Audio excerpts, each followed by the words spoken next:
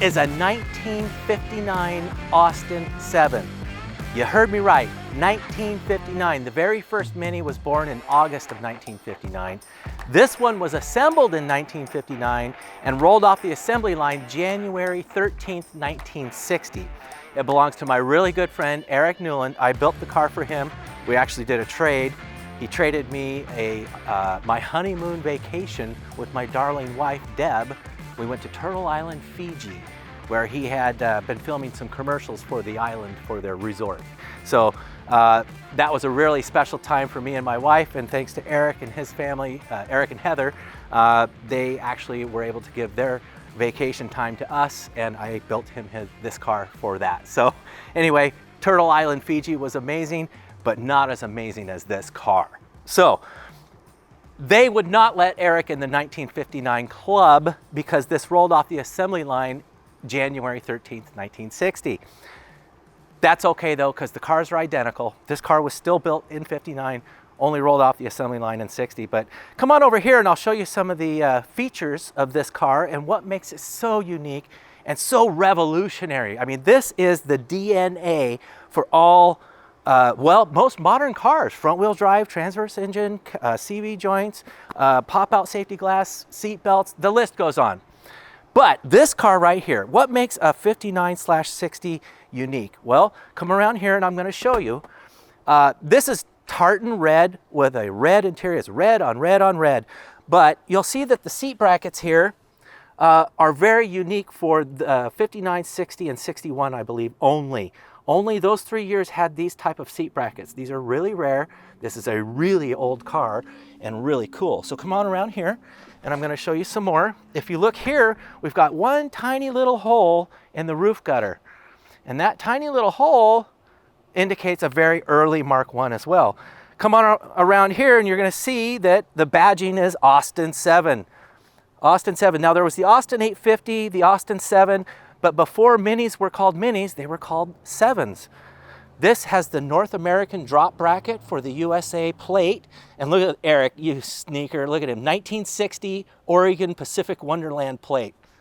That's pretty freaking cool. Also, red uppers. Only North America got the red uppers. In Europe, these are amber. Safety bumpers with the little overriders. And I added that little reverse light because I thought it was cool. If you come around here, you can see that I've also got a few more tricks up my sleeve.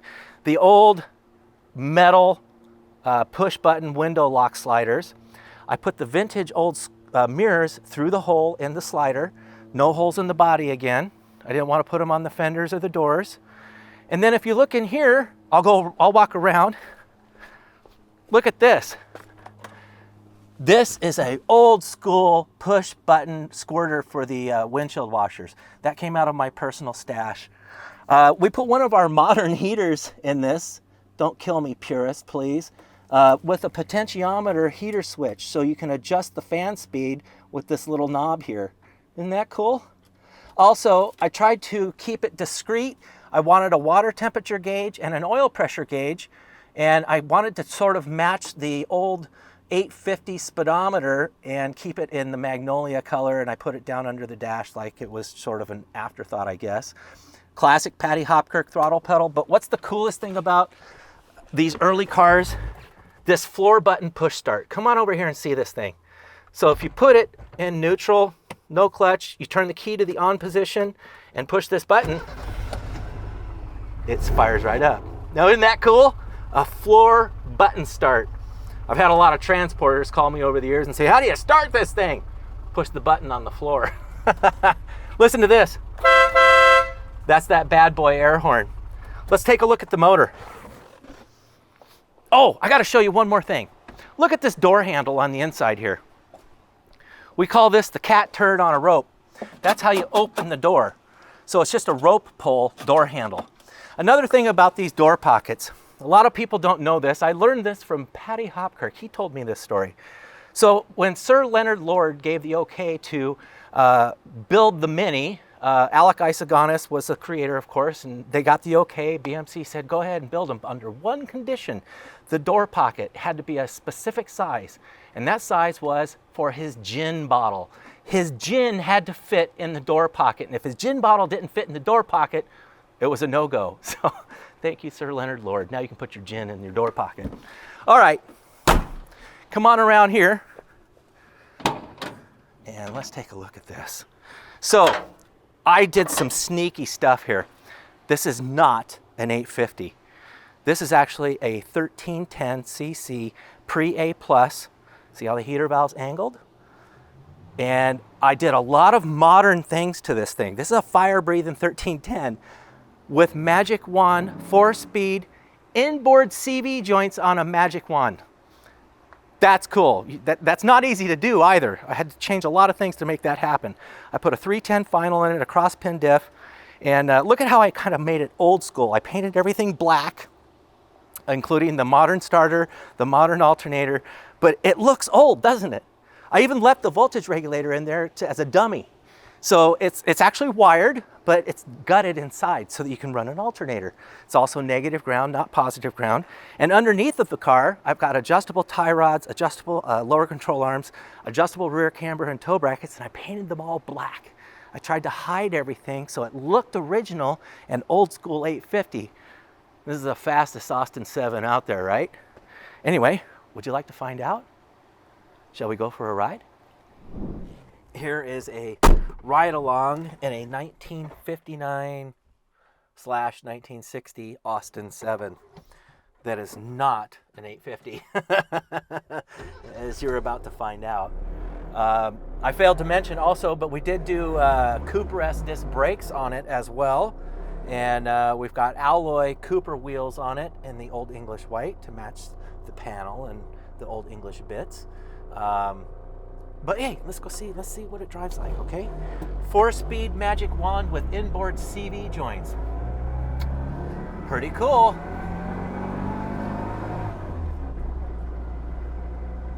Now, when I first built this car in, I think it was 2014 or 15 or 16. It's all blurring together now. I finished it, and as soon as I finished it, I didn't have any break-in time on the motor or anything. Eric tells me, I want me to drive his car, this car, to Abbotsford, Canada for Mini Meet West. And it was the hottest mini meet on record. It was triple digits the whole time. And I had to drive a 59/60 Austin 7 with sliding windows and uncomfortable seats to Abbotsford, Canada, which is 6, 7, 8 hours. It's a long ass drive in 110 degree weather. I was miserable. It was the hottest drive I can ever remember. We had to leave. I left Mini Meet at like 3 o'clock in the morning just so I could avoid the heat. It was August of 2016, maybe. But here's what's cool. Eric's car won Best in Show. And I was a pretty proud papa as the builder, they say. And I was thrilled that people recognized how unique, how cool, how rare, and just how important this car is and was. So when this car came out in August of 1959, it put the automotive world on its ear. They called it wizardry on wheels. It was brilliant. I mean, it really did blow people's minds. It's still blowing minds because Eric just got this car back from, look at this, the Quail in Monterey, California. You see that? The Quail. Isn't that cool? So there was only a handful of minis that were selected to participate in one of the most posh car shows in the world in Monterey, California, the Quail. It looks like the Mini is finally getting some recognition and hanging with some pretty swanky crowds. I mean, can you believe that this humble little car is now attending the Quail? I would have never thunk. Wow. Well, I guess that goes to show just how important this car is. This car won the car of the century only behind the Model T. That's how important this car is. It's been said that the Model T changed the world. Well, the Mini changed the automobile. And this is proof. This is it. This was the first time you could get 4 adults in a car comfortably. It kind of killed the bubble car back in the 60s and became the British icon that it is today. I love the quirks and features on this little car. I mean, the Mark 1, early Mark 1s, 59, 60, 61, are really neat cars. This one's exceptional. The paint is outrageously good. The build quality, hey, I know the guy who put it together. This was a labor of love. I really enjoyed putting this car together. And I mean, I paid a lot of attention to detail and worked really hard to make it perfect. So there you go. As close to a perfect little car you can get, right? Look at that. That doesn't go no like that does not go like any 850.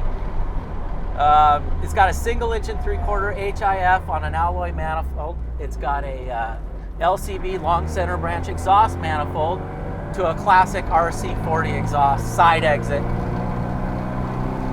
And it goes good. Eric drives this car a lot. He's got 4,000 miles on it. And this is his princess. He loves this car. Trust me, this car sleeps inside at night. He rubs it with a diaper. Anyway, Eric, thank you for sharing your car with us. Thank you for your friendship. Thank you for allowing us to take care of your beautiful Mini. And congratulations on getting to take this to the Quail. Wow, look at this. The Quail. Ah, that's cool, man. Okay, that was fun. Anyway, I hope you enjoyed that. Here was your peek at a piece of history. We'll see you on the next one.